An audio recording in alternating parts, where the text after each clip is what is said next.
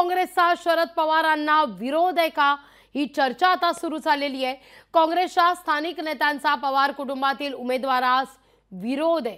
काँग्रेस पदाधिकाऱ्यांना थेट पक्षश्रेष्ठींना तसं पत्र लिहिलेलं आहे। बारामती विधानसभेची जागा काँग्रेसकडे घेण्याची विनंती करण्यात आलेली आहे। पत्रात बारामतीतील विकास कामांवर देखील सवाल उपस्थित करण्यात आलेला आहे। राष्ट्रवादी शरदचंद्र पवार पक्षात बहुजनांचा विकास करू शकणारं नेतृत्व नसल्याचा आरोप या पत्रातून होतोय।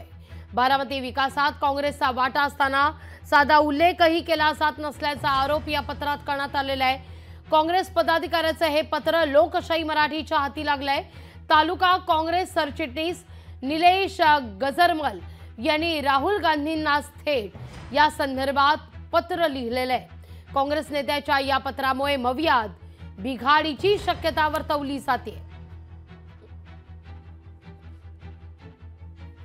दरम्यान काँग्रेस पदाधिकाऱ्यांना या पत्रात नेमकं काय लिहिलंय पाहूया।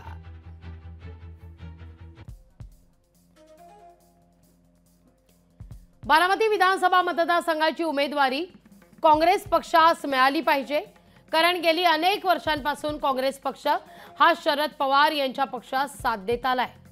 पण राष्ट्रवादी पक्षाने बहुजन जनतेकरता कोणतीही विकासाची कामं केलेली नाहीत। तसंच राष्ट्रवादी शरदचंद्र पवार पक्षामधील उमेदवारांमध्ये बहुजनांचे विकासाचं नेतृत्व दिसत नाही। आम्ही काँग्रेसच्या वतीने बारामती मतदारसंघाचा जो आढावा घेतलेला आहे तो अतिशय वेदनादायी आहे। बारामती शहरातील ठराविक प्रभागाचा विकास झालाय।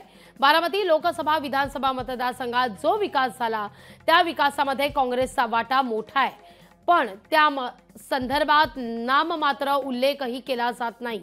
आज बारामती विधानसभा मतदारसंघामध्ये प्रत्येक जाती धर्मामध्ये एक नेतृत्व आहे। ते नेतृत्व बहुजनांचा विकास करू शकतं, म्हणून मी आणि पक्षाच्या पदाधिकाऱ्यांचा राष्ट्रवादी शरदचंद्र पवार पक्ष आणि पवार कुटुंबातील उमेदवारास विरोध आहे। निलेश गजरमल, तालुका काँग्रेस सरचिटणीस। त्यामुळे आता बारामतीमध्येच राष्ट्रवादी शरदचंद्र पवार पक्षाच्या विरोधात काँग्रेसनं दंड थोपटलेत का, अशी चर्चा आता सुरू झाली आहे। याविषयी अधिक माहिती घेतो आपले प्रतिनिधी विकास कोकरे यांच्याकडून। विकास, काय अधिक माहिती या सगळ्या संदर्भात?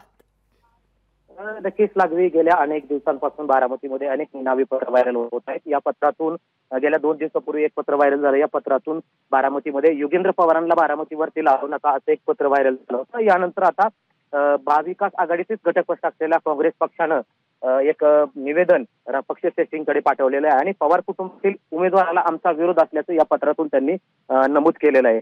हे जे पत्र त्यांनी जे लिहिलेलं आहे, या पत्रामधून अनेक वर्षांपासून शरदचंद्रजी पवार पक्षाला काँग्रेस पक्ष हा सातत्याने मदत करीत आलेला आहे।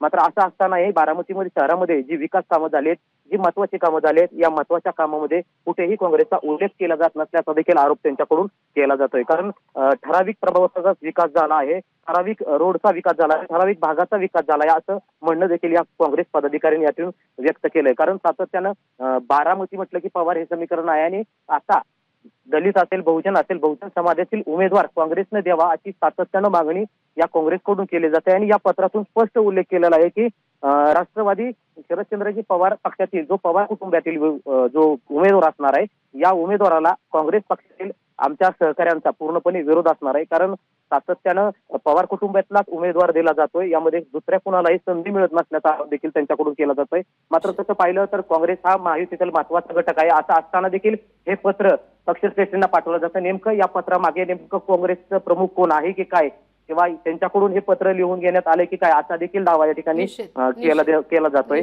निश्चित विकास, तुर्तास धन्यवाद तुम्ही दिलेल्या एकूणच या सविस्तर माहिती करता।